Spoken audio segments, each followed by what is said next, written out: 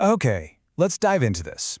Just imagine living in a place where a killer doesn't just murder people. No, he writes taunting letters to the local papers, sends completely baffling coded messages to the police, and literally challenges the FBI to catch him.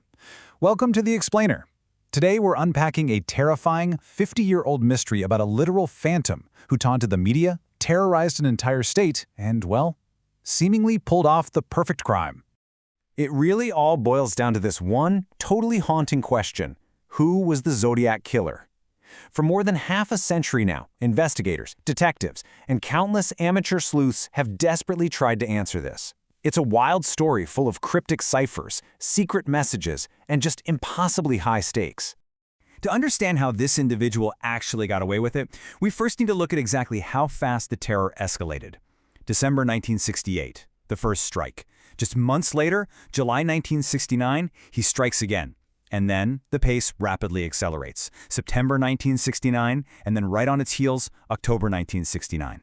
In less than a year, this killer absolutely tore across Northern California, escalating both his violence and his audacity with terrifying speed.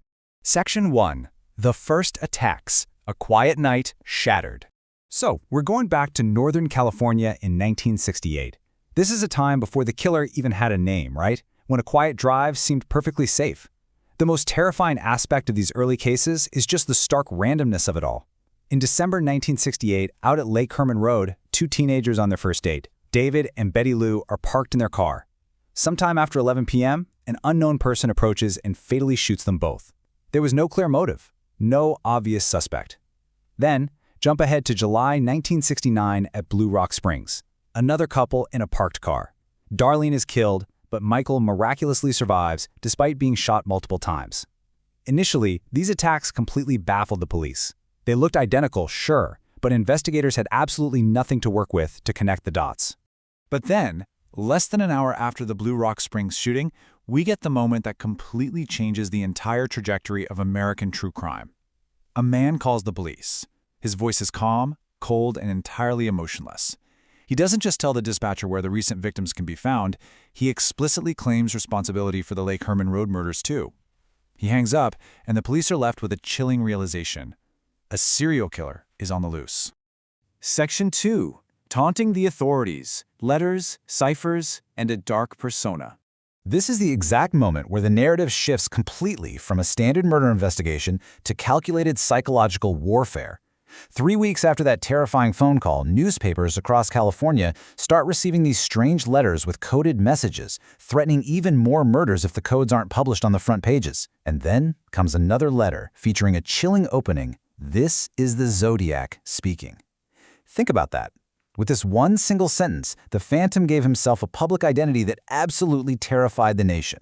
And he didn't just give himself a name, He branded himself. Look at this right here. He began using a specific symbol, a crosshair, a circle with a cross right through it. He used this repeatedly in his letters as his signature. It's this chilling visual representation of his intent, stamping his horrifying work and claiming ownership of the sheer terror he was spreading across the state. Now, that first cipher he sent contained 408 symbols. The police struggled with it immensely. But eventually, a school teacher and his wife decided to give it a try, and they cracked it. The solved text revealed this horrifying motive. I like killing people because it is so much fun. The translation went on to describe murder as more exciting than hunting animals, even bizarrely claiming his victims would become his servants in the afterlife. And this brilliantly illustrates what the cracked cipher actually revealed about his deeply disturbed psychology. The Zodiac wasn't simply killing for the sake of it. He deeply craved the media spotlight, he desired widespread public fear, he sought total psychological control over both the police and the public, and he obviously possessed these bizarre, grandiose delusions about afterlife servants. Understanding these specific drivers is absolutely key to understanding everything he did next. Section 3. Escalation in close calls. Changing the pattern.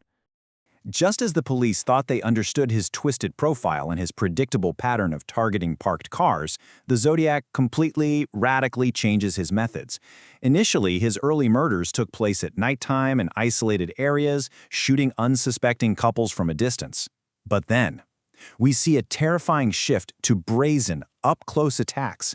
In September 1969 at Lake Berryessa, he attacked college students Brian Hartnell and Cecilia Shepard in broad daylight. He wore a bizarre black executioner's hood with his crosshair symbol right on the chest and stabbed them repeatedly. Then, mere weeks later, in October, he threw out the rulebook entirely and executed a solitary taxi driver, Paul Stein, right in the middle of San Francisco. And this brazen city attack leads us to one of the most frustrating moments in true crime history. After executing Paul Stein and actually tearing off a piece of his bloody shirt as a sick trophy, the killer simply walked away. He was spotted by witnesses. Police officers were actively converging on the scene. But because of a tragic miscommunication at dispatch, the suspect description given to the responding officers was completely incorrect. They were looking for the wrong person entirely, allowing the actual Zodiac Killer to literally slip right past them and vanish. Section 4. The Investigation and Suspects. The Manhunt for a Ghost. Following that devastating close call in San Francisco, the case exploded into a massive, desperate search. The FBI stepped in to assist. They were analyzing fingerprints, bringing in experts to examine handwriting, and poring over even more unsolved ciphers the killer kept sending. Thousands of leads poured in. So the crucial point is, over the decades, out of all the suspects, one name came up more than any other: Arthur Leigh Allen. Let's neutrally weigh the evidence here to see exactly why investigators were so torn. The case for Allen was incredibly compelling. He owned a literal Zodiac brand watch featuring the exact crosshair symbol the killer used. He lived in the right areas, exhibited highly suspicious behavior, and roughly matched some of the survivor descriptions. But then came the agonizing dead end.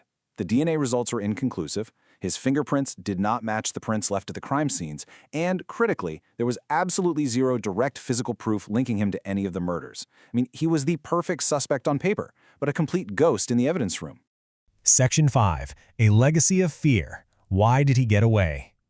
This brings us to the lingering historical frustration and the biggest question people still ask today. How did a killer who was this loud manage to completely vanish? Well, consider the historical limitations we were dealing with in the late 1960s. There was no internet for different police departments to rapidly share information.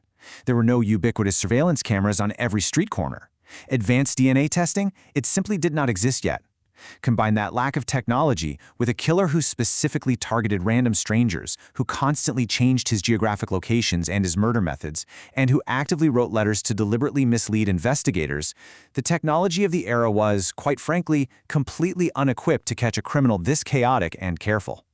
And what you should really take away from all this is that, in a deeply unsettling way, the Zodiac achieved exactly what he set out to do: dark celebrity. He fundamentally changed America. He created a lasting legacy of fear where people were genuinely terrified to go out at night. By slipping through the cracks and never being caught, he ensured his name and his terrifying crosshair symbol would stay alive in the media, in books, and in deep-dive explainers just like this one, well over half a century later. Which leaves us with a final, truly provocative question.